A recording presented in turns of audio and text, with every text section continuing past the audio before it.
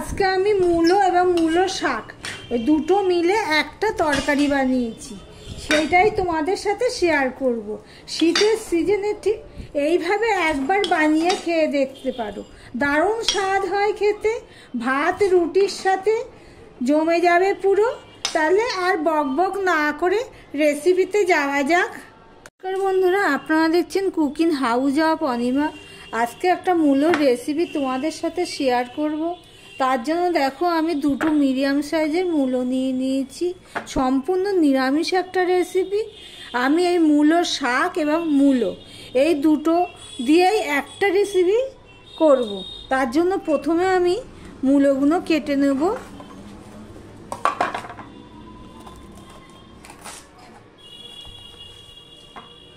মূলোর শিকড় যেখানে আছে সেখানে আমি মূলোর শিকড়গুলো এইভাবে ফেলে দেব।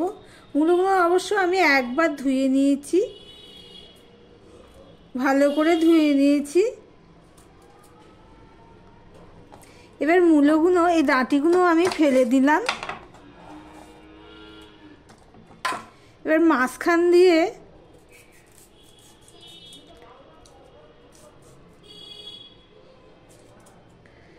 এইভাবে পুরো কেটে আমি এভাবে ছোট ছোট করে পিস করে নেব।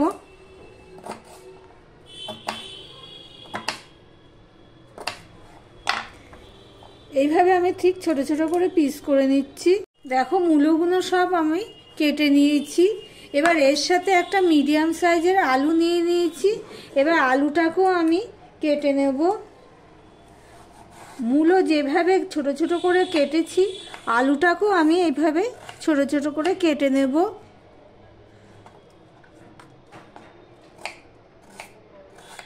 আমার ভিডিওটি স্কিপ না করে পুরোটা দেখো বন্ধুরা প্লিজ। সম্পূর্ণ নিরামিষ একটা রেসিপি, পেঁয়াজ রসুন ছাড়া।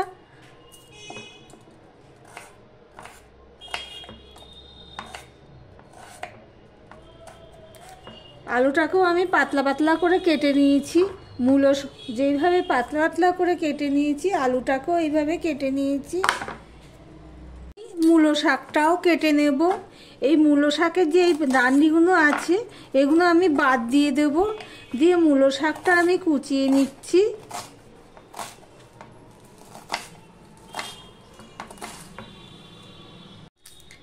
দেখো শাকগুলো সব কুচানো হয়ে গেছে। এই ডান্ডির মধ্যে যে পাতাগুলো রয়েছে সেই পাতাগুলো আমি এইভাবে নিয়ে নেব।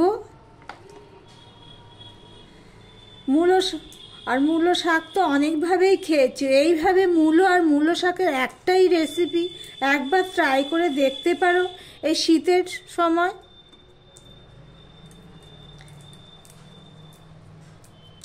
পাতাগুলো সব আমি ডান্ডি থেকে সব আমি নিয়ে নিলাম।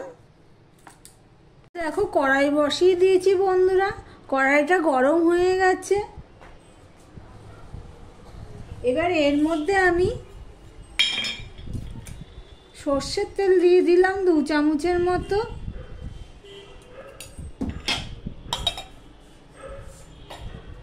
সবার প্রথমে আমি এখানে কিছুটা ডালের বড়ি নিয়েছি কয়েকটা। এই ডালের বড়িগুলো আমি ভেজে নেব। ডালের বড়িগুলো দেখো আমি লাল লাল করে ভেজে নিয়েছি। এবার আমি একটা পাত্রে এগুলো তুলে নিলাম। এখানে যা তেল আছে তার মধ্যে আমি দিয়ে দিচ্ছি 5 ফোড়ন। 5 ফোড়নটা হয়ে গেলে এখানে আমি জোয়ান দিয়ে দিলাম 1/2 চামচের মতো, ছোট চামচে। কেননা মূলো খেলে অনেকেরই গ্যাস হয়, কিন্তু এই জোয়ানটা দিলে গ্যাসটা একটু কম লাগবে। আমি ছোট ছোট দুটো শুকনো লঙ্কা ফোড়নে দিয়ে দিলাম। আর এখানে দেখো আমি মূলো আর আলু কেটে ধুয়ে রেখেছি, সেটা আমি দিয়ে দিচ্ছি। এইভাবে শীতের সিজনে একবার অন্তত ট্রাই করে দেখবে, খুব ভালো লাগে। ভাত রুটি দুটোর সাথেই দারুণ লাগে।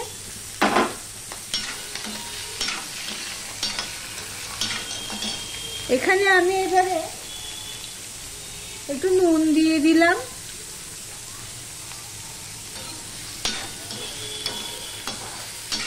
এবার নুন দিয়ে আমি ঢাকা দিয়ে রান্না করতে থাকবো। আমি ঢাকা দিয়ে 2 থেকে 3 মিনিট আমি রান্না করে নিয়েছি আর মিডিয়াম হিটে। এবার এর মধ্যে দেখো আমি টমেটো কুচি দিয়ে দেবো আর 2টো কাঁচা লঙ্কা, বড় সাইজের ঝাল কাঁচা লঙ্কা, টমেটো কুচি আর এখানে 1/2 চামচের মতন আদা আমি দিয়ে দিলাম। দিয়ে সম্পূর্ণটা ভালো করে মিশিয়ে নেব। আমার ভিডিওটি যদি ভালো লেগে থাকে তাহলে লাইক কমেন্ট শেয়ার করে দিও। আর যারা নতুন বন্ধু তাদেরকে বলছি ভিডিওটি যারা দেখছো দেখতে দেখতে সাবস্ক্রাইবটা করে দিও। আমি ঢাকা দিয়ে দিলাম আবারও। বন্ধুরা আবার 2-3 মিনিট পর ফিরে আসলাম। এবারে আমি এখানে কিছু মশলা অ্যাড করব। সবার প্রথমে আমি ধনের গুঁড়ো দিয়ে দিলাম ছোট চামচের 1 চামচ, জিরের গুঁড়ো দিয়ে দিলাম 1 চামচ আর হলুদ দিয়ে দিলাম। এখানে কোনো গুঁড়ো লঙ্কার ব্যবহার নেই, হলুদ দিয়ে দিলাম। এবার মশলাটা কষানোর জন্য আমি অল্প একটু জল দিয়ে দেব। এবার মশলাটা আমি সম্পূর্ণটা মিশিয়ে নিয়ে জলের সাথে সবজির সাথে আবারও ভালো করে কষিয়ে নেব। দেখো মূলো শাকগুলো আমি ধুয়ে নিয়েছি। এবার এর মধ্যে আমি 1 চামচের একটু কম নুন দিয়ে দিলাম। নুন দিয়ে মূলো শাকটা আমি মাখিয়ে নেব ভালো করে। ওইদিকে আলু মূলোটা আমার কষতে থাকুক। মশলার সাথে পুরো কষানো হয়ে গেছে সবজিটা। এবারে এর মধ্যে আমি জল দিয়ে দিচ্ছি কিছুটা পরিমাণে। দেখো বন্ধুরা এই পরিমাণে আমি জল দিয়ে দিলাম। আলুটা প্রায় 80% মতন সিদ্ধ হয়ে গেছে আলু মূলো। জল দিয়ে এবার আমি ঢাকা দিয়ে দিলাম। 3-4 মিনিট আমি ফুটিয়ে নিয়েছি। আমার আলু আর মূলো সিদ্ধ হয়ে গেছে। এখানে যে নুন মাখিয়ে আমি রেখে দিয়েছিলাম মূলো শাকটা, এবার এই মূলো শাকটাকে আমি একটুখানি চটকিয়ে নিলাম ভালো করে। দেখো কইটুখানি হয়ে গেছে। এবার এই জলটা আমি পুরো চিপে ফেলে দেব।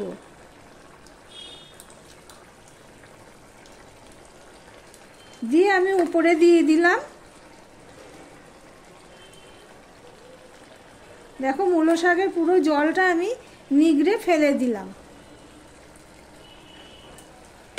এবারে এর মধ্যে যে বড়িগুলো আছে সেই বড়িগুলো আমি দিয়ে দিলাম। আমি এখন নাড়াঘাটা করব না, ঘাঁটবো না, আমি এটা ঢাকা দিয়ে দেবো। জলটা শুকানো পর্যন্ত অপেক্ষা করব। প্রায় 4 থেকে 5 মিনিট পর আমি আসলাম। দেখো মূলো শাকটাও সিদ্ধ হয়ে গেছে, বড়িটাও নরম হয়ে গেছে। জলটা একটু শুকায়নি, জলটা আমি একটু টানিয়ে দেব আর আলুগুলো এইভাবে ঘেঁটে দেব।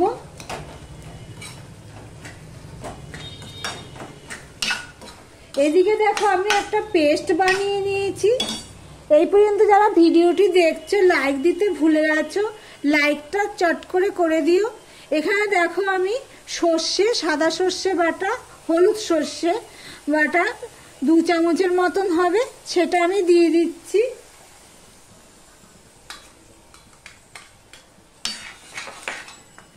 দিয়ে সম্পূর্ণটা আমি মিশিয়ে নিচ্ছি। দেখো সম্পূর্ণ আমি মিশিয়ে নিয়েছি সর্ষেটা দিয়ে। এবার আমি এখানে অল্প একটু চিনি দিয়ে দিলাম আর দিয়ে দিলাম একটু কাঁচা সর্ষের তেল। আবারও বলছি এইভাবে একবার শীতে রান্না করে খেয়ে দেখতে পারো মূলোর এই তরকারিটা, খুব দারুণ লাগে। একটু ইউনিক রেসিপি, রুটি ভাত সবেতেই ভালো লাগবে। তোমরা চাইলে এখানে ধনেপাতা দিতে পারো, কিন্তু আমি আর ধনেপাতা দেব না, মূলো শাক রয়েছে, বড়ি রয়েছে সেই জন্য। তাহলে এখানে আমি সর্ষের তেল, কাঁচা সর্ষের তেল দিয়ে একটু সম্পূর্ণটা মিশিয়ে নিলাম। এবার গ্যাসটা আমি অফ করে দিলাম। ভিডিওটা এখানেই শেষ করলাম।